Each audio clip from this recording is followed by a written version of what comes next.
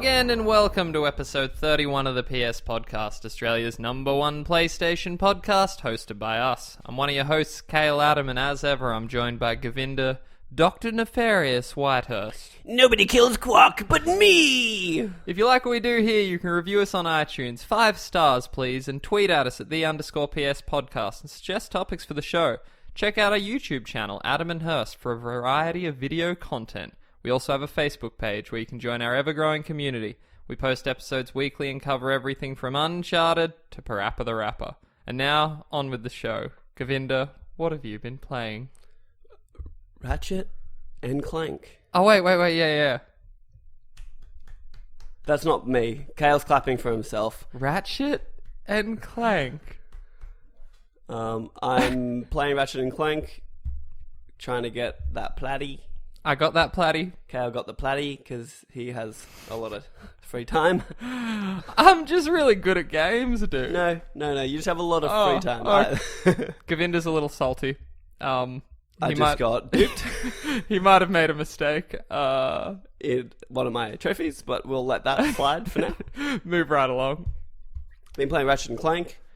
I'm still trying to get through Severed, but I got kind of distracted by Ratchet and Clank. Haven't played Dark Souls again since Ratchet and Clank. Yes. So really, I've just been playing a lot of Ratchet and Clank. Me too. I played it all week, and it's been a good week. It's good fun. Yeah, it's very satisfying. We did, of course, just do a video review over on Adam and Hurst. Yes, YouTube. It might not be up yet. It won't be up yet. But check back tomorrow. Soon.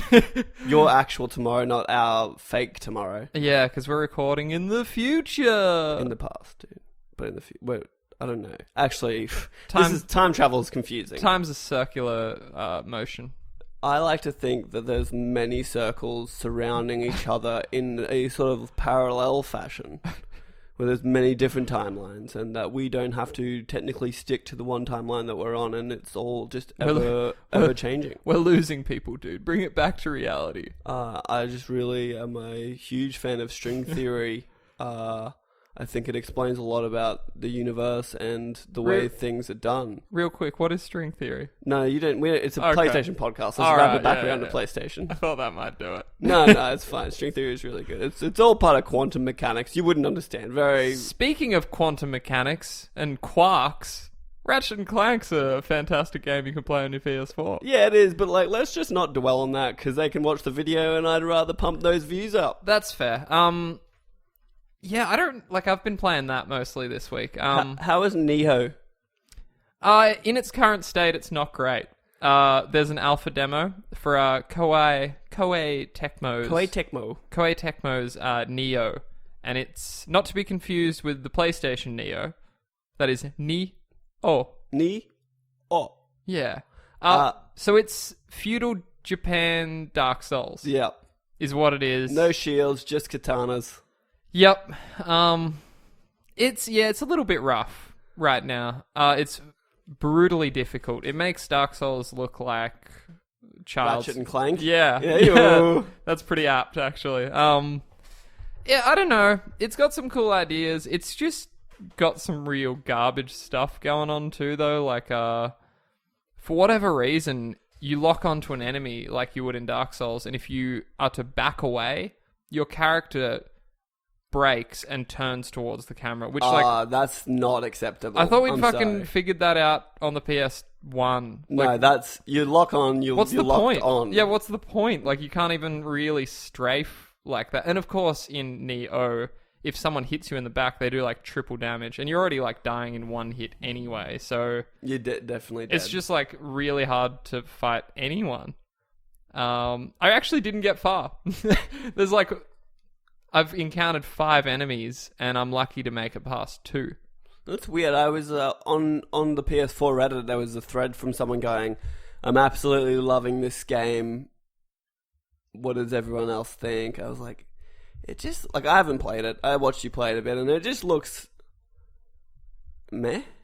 From what I'm seeing, it's got a really cool weapon system where you have different stances for every weapon. So you could if you hold your katana in a low stance, you're able to parry and counterattack better. And then your medium stance is a mix of attack and defense, and like your overhand stance does like double damage, but it's way slower.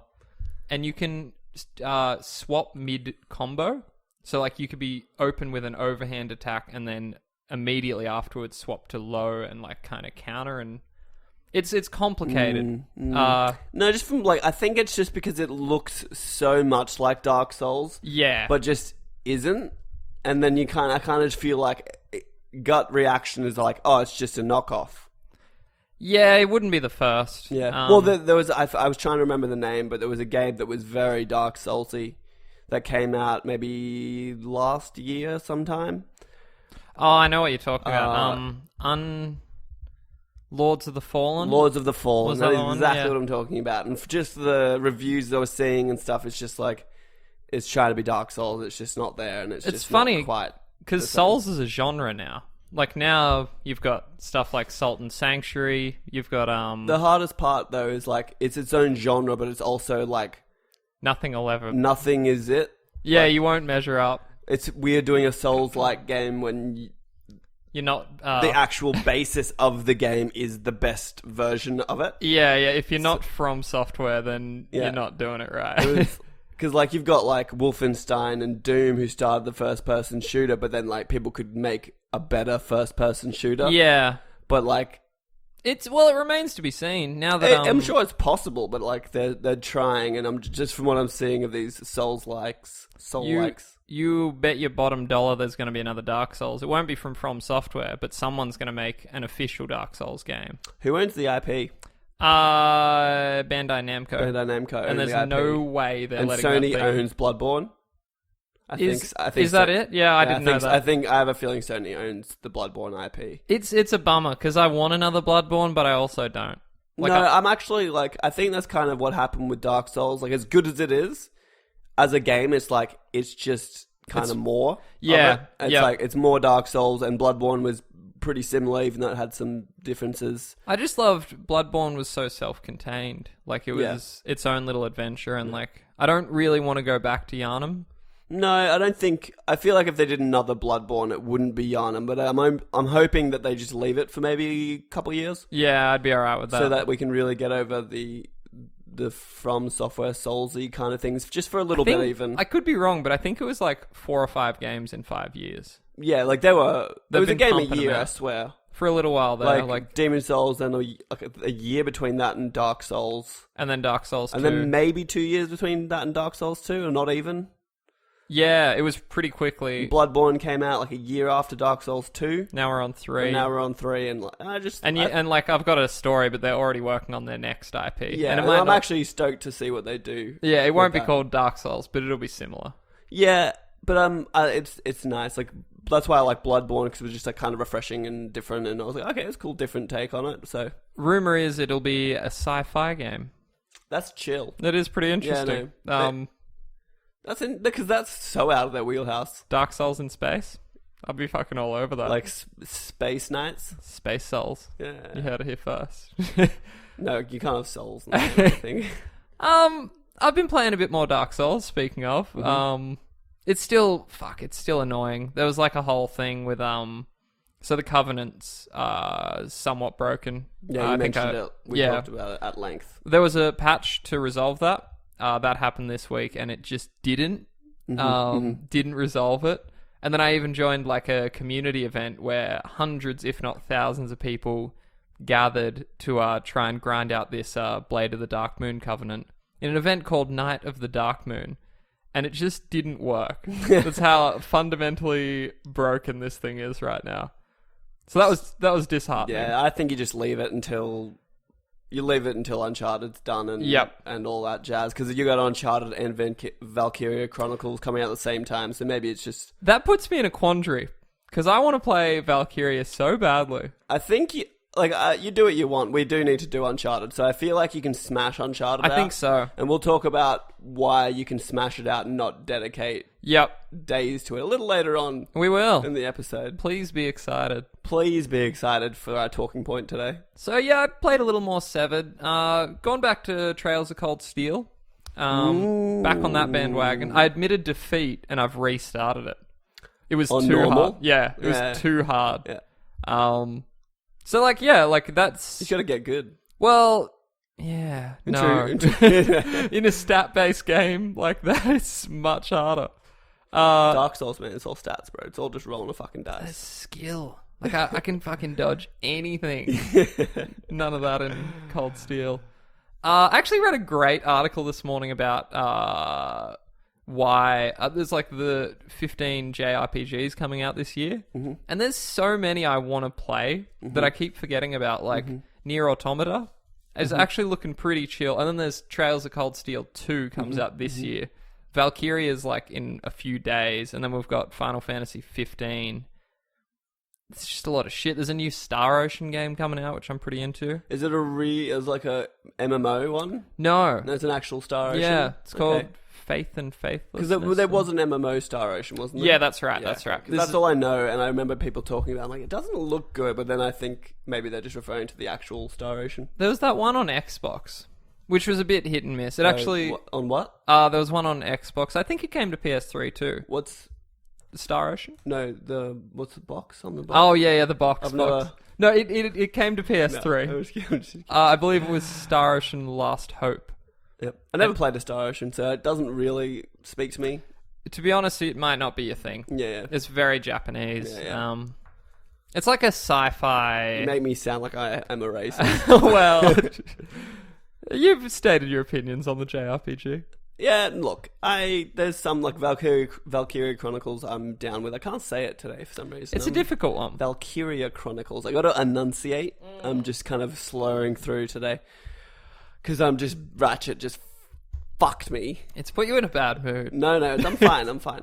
And Final Fantasy, I'm keen for. It looks good. I'm hoping that it all comes together in the end, and I'm still wary of it. Like, I'm still going to wait for reviews. I really go back and forth. Like, I'm 100% playing it for myself, but like, I'll probably convince myself if it's bad that it's better than it is.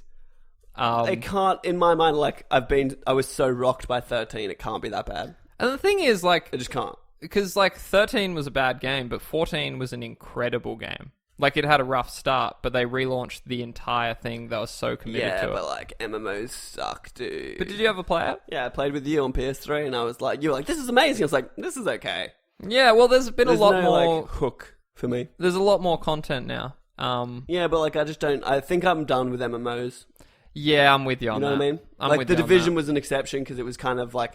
It was an MMO, but also didn't feel so much like an MMO. I'm so fucking done with The Division. unless they drastically it's gotten worse but it today. just sounds like it's fucked at this point. They've just released their first wave of like big bans and like they're actually banning people? Oh yeah, they're full draconian system now. Like they're just shutting people down.